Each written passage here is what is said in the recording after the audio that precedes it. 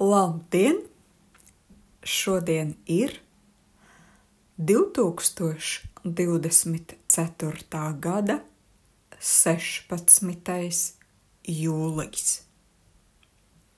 Tātad jūlija enerģētiskās iezīmes.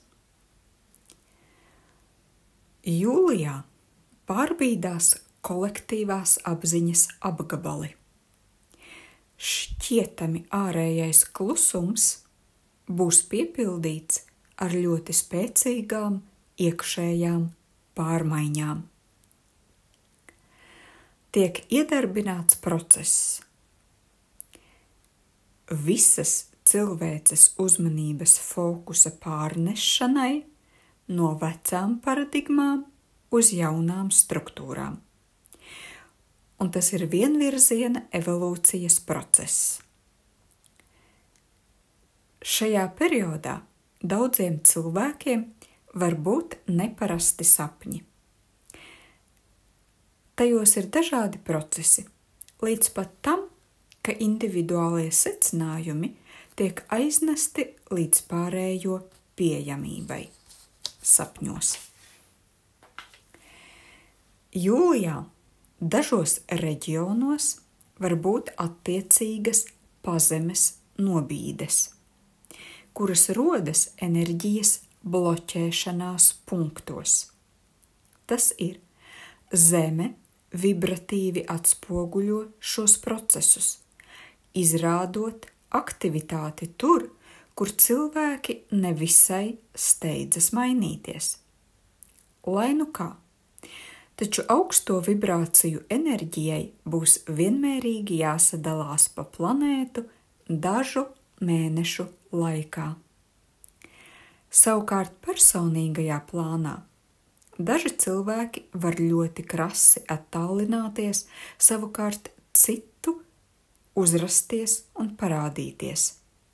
Arī jums neierasti tipāži, un uzzināsiet, ko neierastu, ko iepriekš nebūsiet dzirdējis vai pazinis. Tās būs citas realitātes pazīmes,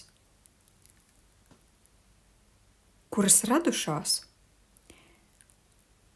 pašreizējā mēnesī, taču stāsts par tām no šobrīdējā laika izstiepjas atpakaļ laikā. Laika atpakaļ izstiepšanās efektus kolektīvajā realitātē gan jau zinātnieki pamanīs, taču pagaidām nesapratīs, kā tos traktēt. Tas būs kaut kas līdzīgs enerģijas daļiņu dīvainai uzvedībai un vienlaikus arī dīvainības zvaigžņu uzvedībā. Zinātnei būs vajadzīgs laiks, lai saprastu laiku. Tāpēc efektus fiksēs, taču skaidrojumu tiem pagaidām nebūs. Tā jūs gūsiet apstiprinājumu tam, ka pārejas process ir uzsākts. Personīgi jums tas radīs papildus atbalsta punktu, kas kopumā ļaus personīgo transformāciju pabeigt daudz ātrāk, nekā tā notiks kolektīvajā līmenī. Un tad jums būs vajadzīgs gads vai vispār pāris mēneši tam, ko cilvēce kopumā realizēs 10 gados. Un vēl jūlijā būs pārmontēšanas jeb pārlikšanas enerģijas, kas iegriezīs notikumus un mudinās tos iet ātrāk. Pieaugs notikumu ātrums. Kaut kādi notikumi ritēs ātri, kaut kādi vidēji ātri. Tā, it kā visa planēta pārleks uz ātrāku trasi, uz kuras viss notiek citādāk. Ātrumi ir lielāki, un it kā visas daļiņas saliksies citādās kombinācijās. It kā savstarpējais daļu miedarbības princips izmainīsies. Spēj tik uztvert izmaiņas.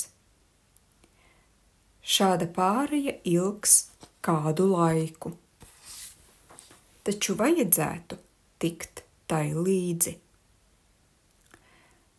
Vēl nāks enerģija, kas mudinās palīdzēt citiem un rīkoties nesautīgi. Būs vairāk labestības.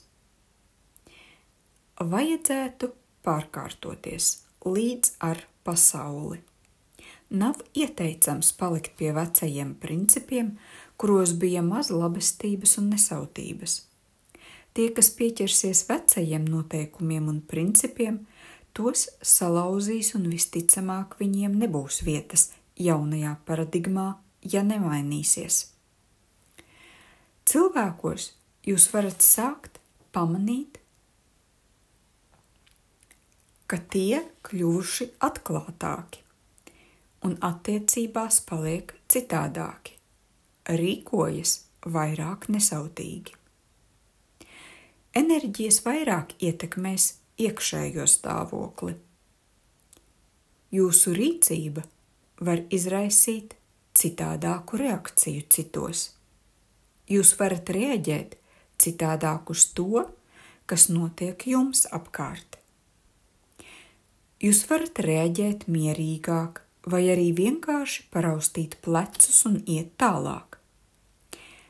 Vai arī izteikties mierīgāk nekā parasti. Vai arī cilvēks, no kura jūs to negaidījāt, veiks kādu labu rīcību. Var arī sajust, ka zūd bailes. Vai arī kāds uz jūsu nelaipno vārdu reaģēs mierīgi. Vai arī jums parastā sarunā gribēsies pateikt kaut ko labu un laipnu. Savukārt, darījumu jeb biznesa sfērā, ja kāds ko strauji atsaka, tad lūdziet izskaidrot reālo atteikumu iemeslu, un var gadīties, ka jūs varēsiet izmainīt to, ko agrāk pat nepamanījāt. Arī attiecībās jūs varat pamanīt to, ko agrāk nepamanījāt. Lai jūlijā labāk justos, ir ieteicama aktīva, nevis pasīva atpūta. Tad caur jums plūst enerģija. Galvenais, lai ķermenis kustas, vai iet, vai skrien, vai spēlējas. Un esiet uzmanīgi saulē, radiācijas šogad ir daudz. Visam jābūt ar mēru. Ak jā, un neskrieniet pa priekšu lokomotīvei. Varat neuzmanīt, varat neuzminēt kustības virzienu. Citādāk būs jāatgriežas atpakaļ un jāpanāk pareizajā virzienā aizgājusī lokomotīve. Tāpēc ejiet aiz tendencēm, klausieties telpu un iemetiet tajā savus brīnumus. Šo mēnesi raksturo arī tas, ka notikumi notiek ārpus cilvēku uzmanības. Šajā mēnesī miedarbība politiskajā līmenī notiek pilnīgi jaunu programmu ietekmē, kuras aktīvi tiek ieliktas katras valsts egregorā. Tāpēc ar šo mēnesi sākas tāda ietekme. Šo programmu ietekmes uz politisko līderu savstarpējo attiecību noregulēšanu rezultāti izpaudīsies nedaudz vēlāk. Savukārt, katram atsevišķam cilvēkam svarīgāk ir tas, kā jūs, kā personība vērtējat sevi un jūtat sevi tādā kā tukšuma stāvoklī. Šis tukšums jums nav saprotams, jo no vienas puses viss kustas un kaut kas notiek. No otras puses jūs jūtat, ka kaut kas šeit nav kārtībā. Lūk, tāda iluzora jūsu sajūtas sastāvdaļa. It kā tu ietu uz darbu, it kā tu nodarbotos ar parastām lietām, veidotu plānus un sazinātos ar tuviniekiem, bet iekšēji it kā tas nebūtu tu, it kā to darītu tavs apvalks jeb ķermenis. Lūk, šāda it kā atkāpšanās, jeb tāda kā distancēšanās no savas iekšējās būtības. Lūk, dalījums starp iekšējo būtību, kura it kā jūt tukšumu un izmaiņas, un personību, kura automātiski turpina kaut ko darīt. Tas ir vēl viens pārejas posms ceļā uz apvienošanos ar savu dievišķo, ar savu enerģētisko komponenti, ar savu augstāko būtību, jaunā savas kvalitātes izpratnē. Es esmu cilvēks. Šajā mēnesī jums var sākties vairāk izpausties cilvēcīgāka attieksme. Tas nozīmē vairāk labestības pret citu cilvēku, pret jums apkārt esošo realitāti. Cilvēcība var izpausties arī atļaujot pašam sev būt patiesam, būt tam, kas jūs esat, būt ārpus masu mēdīju ietekmes. Atļaušana šeit sniegsies arī cilvēcības līmenī uz jums tuvākiem cilvēkiem. Šomēnes sākas vēl viena programma – apvienošanās ar jums tuvākajiem jūtu līmenī, emocionālā ķermeņa līmenī un izpratnes līmenī. Jūlijā var būt izteiktāka vēlēšanās pēc lielākas saskarsmes ar jūsu cilvēkiem, ar jums tuviem pēc būtības cilvēkiem. Un tas ir tas pozitīvais, pie kā der turēties neatkarīgi no tā, kas notiek ārējā vidē, jeb pasaulē, kura pulsē starp 3D un 5D stāvokli, un kura tomēr virzās uz pārpilnības stāvokli ārpus faktiem. Īpaši, ja jūsu apziņas vibrācija un uzmanības fokus arī ir vērsts uz pārpilnību un pārpilnības stāvokli ārpus faktiem. Par pārpilnības stāvokli ārpus faktiem tiek runāts daudz, taču sajust to ir vissarežģītākais, jo cilvēks ir pieradis orientēties uz faktiem.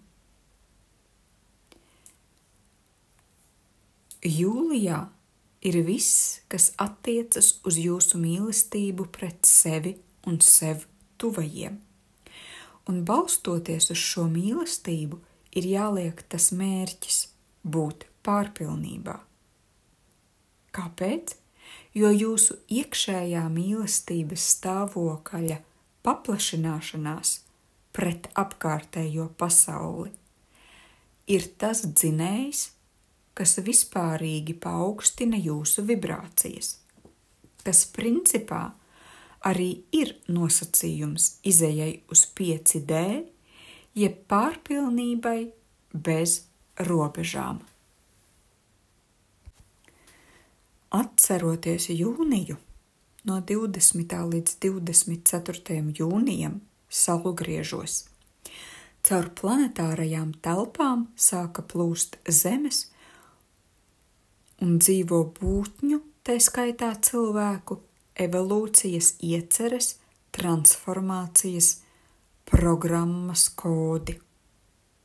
Citiem vārdiem sakot, šajās dienās notika mentālā, astrālā, blīvi ēteriskā un fiziskā ķermeņa pārkonfigurēšana uz jauniem, sākotnējiem kodiem. Dabiski, ka tas attiecas uz tiem cilvēkiem, kuri ir sagatavojušies šādiem procesiem enerģētiski un informatīvi. Un tas viss mūs gatavoja jūlijam.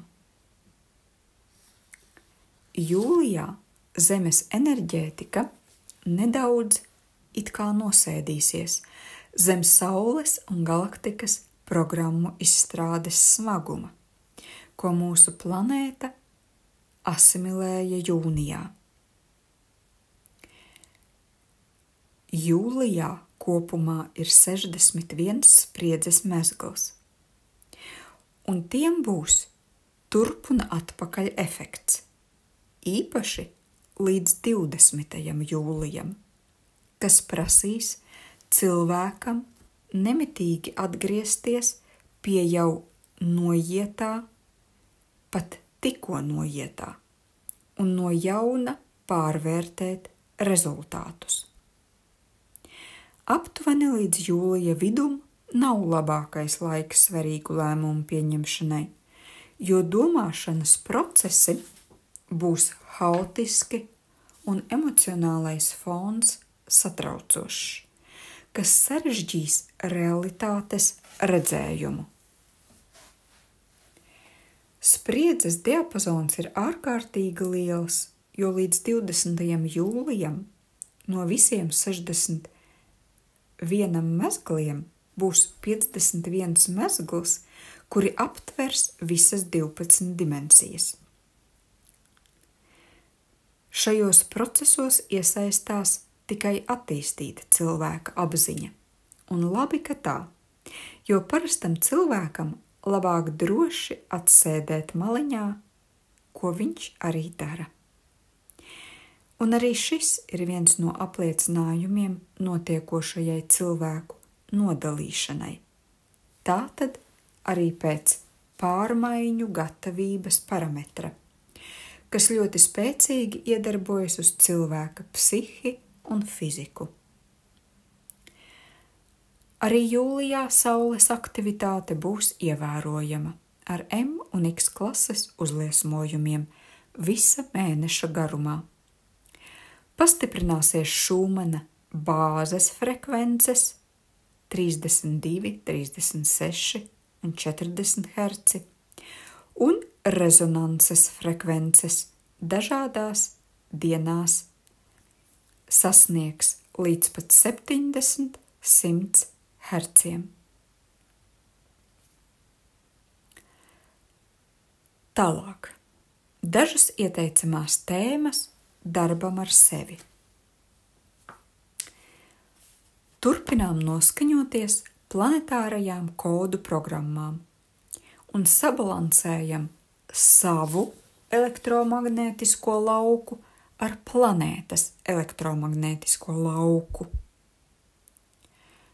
Otrkārt, izstrādāto zemapziņas bloku un kompleksu vietā aktivizēt daudzdimensiju es patiesās attīstības programmas, kā loģisku turpinājumu zemapziņas nonullēšanai un izdziedināšanai.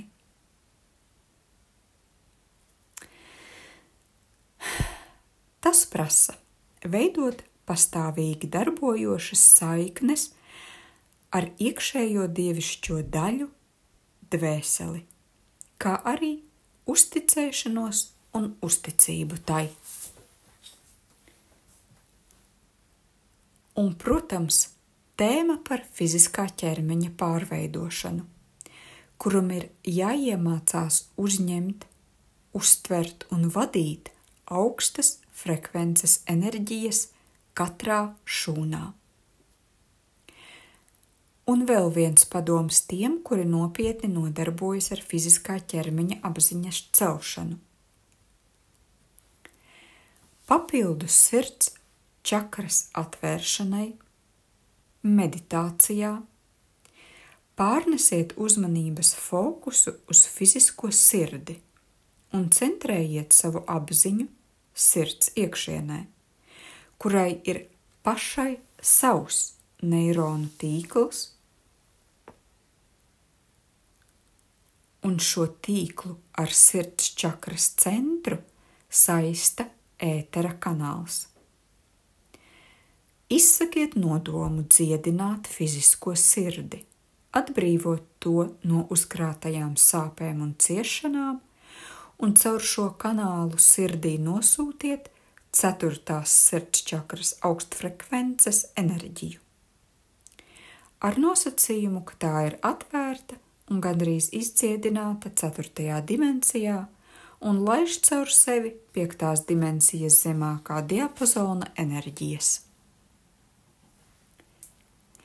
Kaut vai daļēji izdziedinātu fizisko sirdi saskaņojiet ar Zemes elektromagnētisko lauku, sākot ar 0,1 Hz un pakāpeniski paaugstinot līdz 40 vai 50 Hz.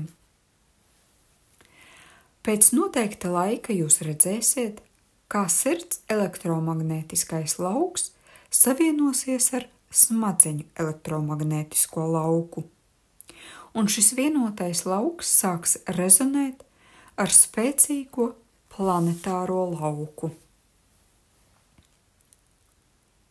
Atmodiniet un atjaunojiet savā sirdī mīlestību uz sevi un savu ķermeni, un mīlestības enerģija piepildīs katru jūsu šūnu.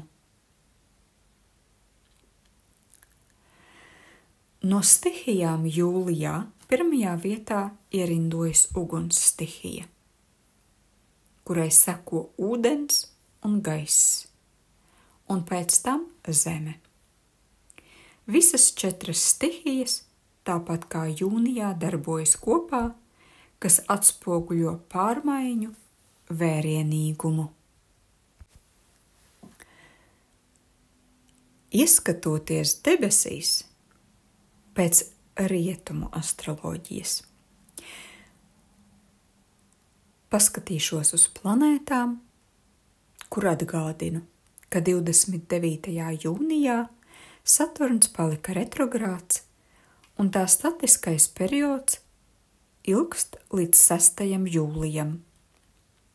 Savukārt 2. jūlijā Neptūns paliek retrogrāds, kura statiskais periods iet līdz 16.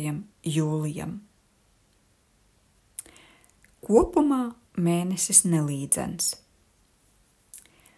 Neptūns rada problēmas ar ūdeni un uz ūdens, emocionālas problēmas, sāsinās jūtīgums un ir miega traucējumi. Varbūt problēmas ar alkoholu. Savukārt no pozitīvajām lietām radošums un iztēle paspilgtinās.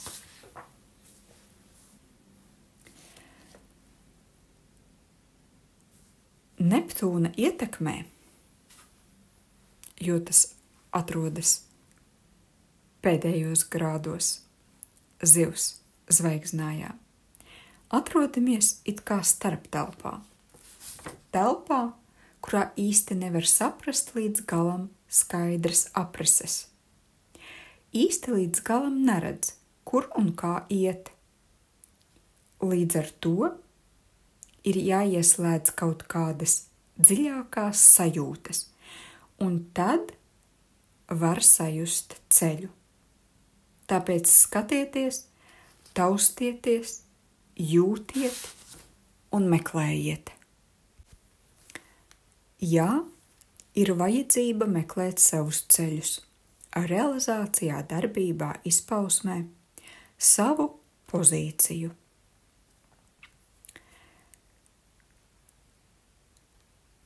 Debesis konfigurācijai, kurā viļņlauzējs ir Plutons, Ieklausieties iekšējos impulsos, savā intuīcijā, iekšējā sajūtā.